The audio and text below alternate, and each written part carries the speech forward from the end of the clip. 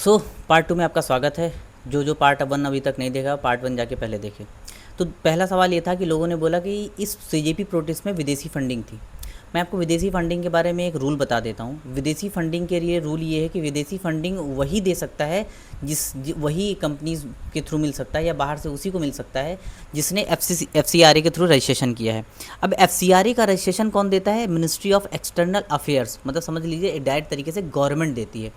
Ministry of external affairs ने जिसको FCRA का रजिस्ट्रेशन दिया है उसी के द्वारा फंडिंग आ सकती है, और फंडिंग डायरेक्ट उस बंदे के अकाउंट में नहीं जा सकती। फॉर एग्जांपल अगर हम एग्जांपल मानते हैं कि CGP प्रोटेस्ट में 1000 करोड़ का या 100 करोड़ का चंदा आया, तो वो चंदा डायरेक्ट वो फंडिंग डायरेक्ट अभिजीत दीपके के अकाउंट में या किसी भी CJP के आदमी के अकाउंट में नहीं आएगा।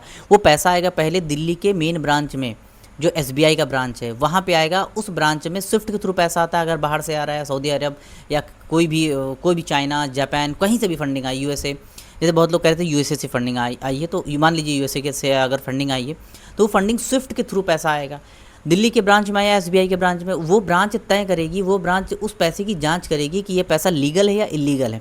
अगर उसका FCRA के थ्रू रजिस्ट्रेशन हुआ होगा तो वो पैसा तब उस बंदे के अकाउंट में जाएगी।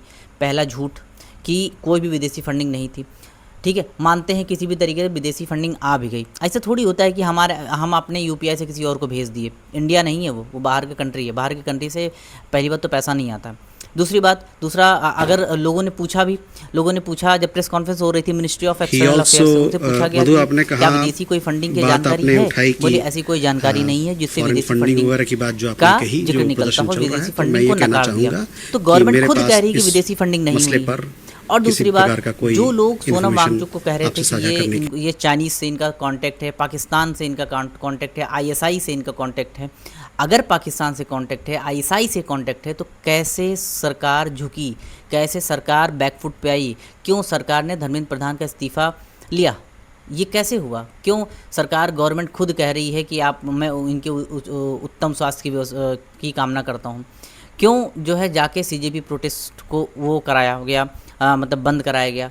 क्यों सबकी मांगें सुनी गई? और धर्मेंद्र प्रधान का इस्तीफ़ा ये नहीं हो जाएगा कि धर्मेंद्र प्रधान का इस्तीफ़ा आ गया तो इसके बाद से सारी चीज़ें सही हो जाएंगी। बिल्कुल सही नहीं होंगी, मुझे भी पता नहीं सही होंगी, लेकिन एक ये सांकेतिक ये था कि आने वाली सरकारें या यही सरकार ये ना सोचे कि ये अपने दम पे कुछ भी करा सकती है। ये जो to the people, for the people, by the people है ना, ये उसकी जीत है। और ये जीत बहुत ही विशालकाय थी, और बहुत लोगों को सलाम। बहुत से ऐसे लोग थे जिन्होंने इस प्रोटेस्ट में साथ दिया।